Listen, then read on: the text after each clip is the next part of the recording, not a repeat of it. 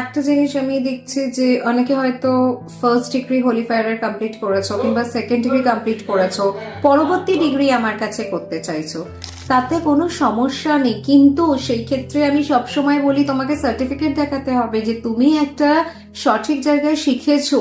অনেকে সার্টিফিকেট দিচ্ছ, আবার অনেকে বলছো সার্টিফিকেট পাওনি। সার্টিফিকেট না পেলে সেখানে কোনো গ্রহণযোগ্যতা থাকে না, এটা প্লিজ বুঝে নাও। কারণ তখন হয়তো তোমরা ফোনে অনেক কিছু বলছো যে কেন পসিবল না, আমি তো করেছি অমুক জায়গায়। আমি মানছি করেছো, কিন্তু একটা গ্রহণযোগ্যতা সবকিছু থাকে, যেই কারণে আমিও কিন্তু সার্টিফিকেট প্রোভাইড করি। ইনফ্যাক্ট আমি সেখান থেকে শিখেছি, সেখানেও কিন্তু আমি সার্টিফিকেট পেয়েছি। ব্যাপারটা হচ্ছে সব জায়গায় সার্টিফিকেটে যেটা লেখা থাকে তার সাথে কিন্তু হোলিফায়ারের ক্ষেত্রে বিশেষ করে ICRT international centre for reiki training এর স্ট্যাম্প থাকাটা ইম্পর্টেন্ট। সেটা যদি না থাকে তাহলে সেই সার্টিফিকেটের কোনো মূল্য থাকে না।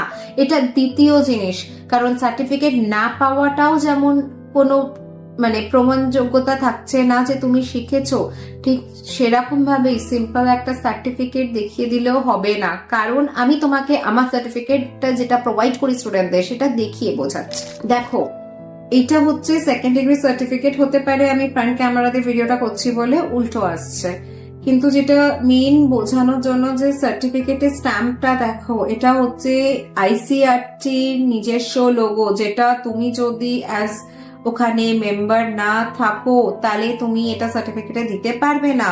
আর যদি তুমি এটা প্রোভাইড না করছো তোমার সার্টিফিকেটের কোনো দাম নেই।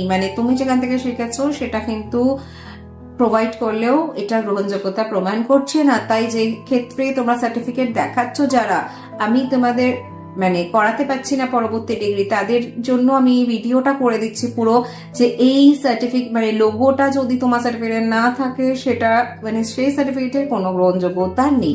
এবার নেক্সট আসছি যে এই সার্টিফিকেট এই স্ট্যাম্পটা যে কে দিতে পারে, যার ICRT তে নিজস্ব মেম্বারশিপ হোল্ডিং আছে, যেটা আমার আছে।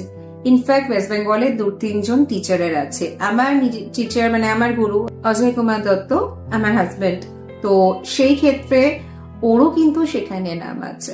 তো যারা ICRTর সাথে যুক্ত আছে তাদের নাম থাকবেই থাকবে। এবার বলবো কিভাবে তুমি নামটা চেক করতে পারবে, একটা ছোট্ট ভিডিও ক্লিপ এখানে অ্যাড করে দিচ্ছি, দেখে নাও। তাই তুমি যেখান থেকে শিখেছো তার নাম এখানে নথিভুক্ত আছে কিনা তুমি অনায়াসে জেনে নিতে পারবে। আর আমার সার্টিফিকেট যেগুলো আমি প্রোভাইড করি এসে তোমাদের দেখিয়ে দিই একবার। আমার যে সার্টিফিকেট দেখো, হোলিফায়ার মূলত ফার্স্ট ডিগ্রি সেকেন্ড